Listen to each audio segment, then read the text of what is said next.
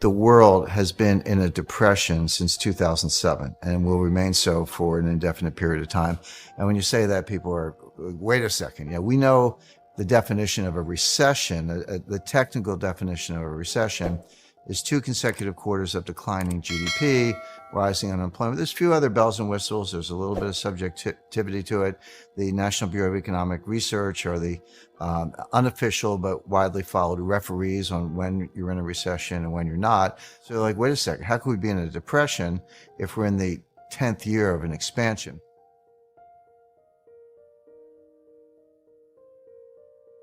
The answer is that people don't really understand the definition of a depression. They assume intuitively, well, if a recession is 2 quarters of declining GDP, and a depression sounds worse, it must be 6 quarters of declining GDP. Well, we haven't had that. We're, as I say, we're in the 10th year of an expansion. But that's not the definition of a depression. The definition of a depression is a sustained period of below trend growth with no particular tendency to collapse or getting back to trend. In other words, if trend growth, I'll use the United States, but you can apply this more broadly to the world. If trend growth is 3.5%, and that's probably the long-term potential of the United States. You can higher nominal growth with inflation, but we're talking about real growth. If trend is 3.5, and you're running at 2, that gap between, say, 3.5 and 2, that's depressed growth. So yes, you have growth. You're not in a technical recession, but you're in a depression because you're not getting back to debt to GDP sky high, economy weak at best, probably had a recession in the first half. Maybe that's continuing. People talk unemployment close to an all-time low. Yeah, but even at 3.5% or so, that is extremely low. I mean, I go back to the 1960s, and that was low by the measures of the 1960s. The conundrum is, okay, they've been raising rates since March 2022. Monetary policy works with a lag.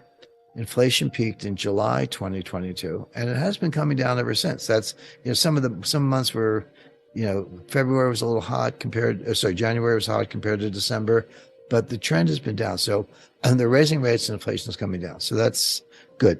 But here's what they don't know. Was inflation coming down because they were raising rates? Or had they already hit the terminal rate and they just didn't know it? But that completely ignores probably 8 to 10 million Americans who were perfectly able of having jobs and working. Prime age, 25 to 54 years old. It's never 100. I mean, there's always, you could be a homemaker, a student, they're retired, early retirees. There are a lot of reasons people aren't in the workforce, but not, taking 10% off or 14% decline from the starting place in over 20 years. That's so if you throw those people into they're not called unemployed because they're not looking for jobs, but if you threw them in, unemployment would be closer to 10%, which is a recession or a depression level, actually. The baseline deficit is $1 trillion. So your deficit's out of control and your trade deficit's out of control. The Fed doesn't believe that. One of the greatest blunders in monetary policy was Paul Volcker in 1980, who had started raising rates in 1979 and inflation was coming down. But then in 1980, we had a very sharp recession that had nothing to do with monetary policy. It wasn't caused by Paul Volcker. Jimmy Carter put a cap on credit card interest, and banks stopped issuing credit cards. So, well, that'll sink the economy. And then so Volcker reacted to that by lowering interest rates 7 percentage points, not 70 basis points, 7 percentage points, because we're in a recession, right? That's what Feds do. The Fed chairs do. But because it was a regulatory blunder, they fixed it and the economy came roaring back. And then inflation really took off, worse than when Volcker got in 79 and early 1980. So Volcker had to take rates to 20% to get inflation under control the second time after cutting them in 1980. And that's called the Volcker mistake or the Volcker blunder. And Volcker himself, I spoke to him, he said that was a mistake, that I should have stuck to my program, not worried about the economy and unemployment, but just got inflation under control. But when he threw in the towel prematurely, the inflation went to the moon.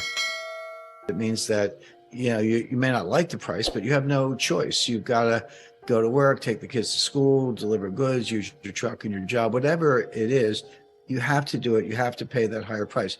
But it means that $75 extra at the pump, maybe twice a week, so $150 a week. That's $150 you don't have to spend on something else. Could be concert tickets, a show, dinner, a new dress, a new suit of clothes, whatever it might be. You're not going to buy that because you've just spent that much money on the gasoline. Well, that means all those other industries suffer. Retailers have lost sales, restaurants have empty tables, concerts have empty seats, and so forth across the entire spectrum of goods and services.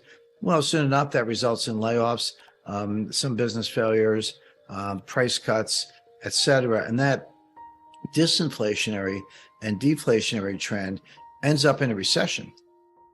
And people say, well, 2%, 3%, it's 1 percentage point. Who cares? No, that gap is huge. And because of the compounding effect, think of it as a wedge. Here's the trend line. Here's the actual line. That wedge gets bigger. So we're 10 years out.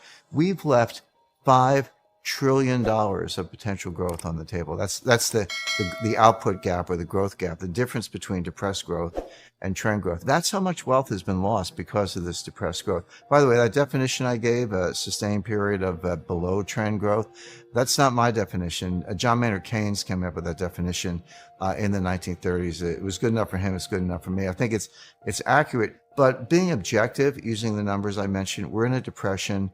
We're going to stay that way. The United States is Japan.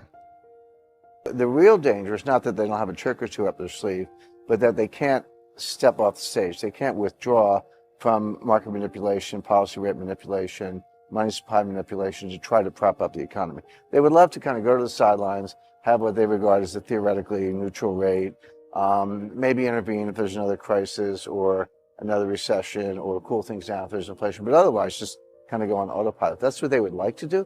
They can't do that because they're in so deep, they can't get out. Now remember, QE ended in 2014. The interest rates started increasing in 2015, so that was the beginning of tightening. It was very slow at first, but they picked up the tempo in 2017, 2018. And the quantitative tightening, I run into people all the time who go, I hate QE. I said, well, sorry, QE was over 4.5 years ago. We're into QT, quantitative tightening.